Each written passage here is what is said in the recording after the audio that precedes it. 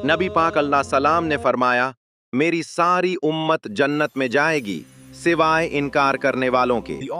या रसूल अल्लाह सल्लल्लाहु अलैहि वसल्लम, ये इनकार करने वाले कौन हैं? तो नबी पाक अल्लाह सलाम ने फरमाया, जिन्होंने मेरी इताअत की वो जन्नत में जाएंगे, और जिन्होंने मेरी नाफरमानी की उन्होंने इनकार किया, सुन्नत को छोड़ा जिन्होंने, वो मुनकर है। तो सुन्नत को नहीं छोड़ें, शरीयत का दामन थाम के रखें। अगर कबूलियत चाहते, अपनी मर्जी से चीजों को तय न करें, शरीयत के कायदों जाबतों की रोशनी में। एक खातून हमारे जानने वालों में से एक दफा कहने लगी कि कुछ कर्जा चाहिए था, खत्म दिलाना है। तो मैंने उनसे कहा कि कर्जा उठा के खत्म दिलाने से तो सवाब ही नहीं होता। तो कहने लगी, बिरादरी क्या कहेगी? तो मैंने कहा, मुझे तो समझ आ गई है कि आप अल्लाह की रिजा के लिए तो खत्म दिला ही नहीं रहे, तो आप बिरादरी के लिए दिला रहे हैं, तो आपको कैसे अजर मिलेगा? अब चीजों को तय करें शरीयत की रोशनी में।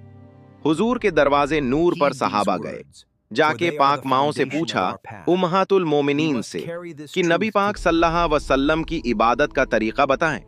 तो उन्होंने कहा, हुजूर रात को कुछ देर आराम करते, फिर कुछ देर इबादत करते, कभी नफली रोजा रखते, कभी छोड़ देते। तो उनमें से बासबा कहने लगे, हुजूर के सदक़े अल्लाह अगले पिछड़ों को माफ करेगा। लेकिन नबी पाक सल्लल्लाहु अलैहि वसल्लम तो अल्लाह के रसूल हैं, हुजूर का तो थोड़ा अमल क्या बात। लेकिन हम क्योंकि गुनहगार हैं, कमजोर हैं, हम सारी रात ही नफल पढ़ेंगे, हर रोज नफली रोजा रखेंगे। नबी पाक तक ये बात गई तो हुजूर फरमाने लगे, मैं तुम सबसे ज्यादा रब को जानता हूँ, तुम सबसे ज्यादा अल्लाह से डरता हूँ। फरमाया, याद रखो, मैं इफ्तार भी करता हूँ, रोजा भी रखता हूँ, इबादत भी करता हूँ, घर वालों को वक्त भी देता हूँ, आराम भी करता हूँ।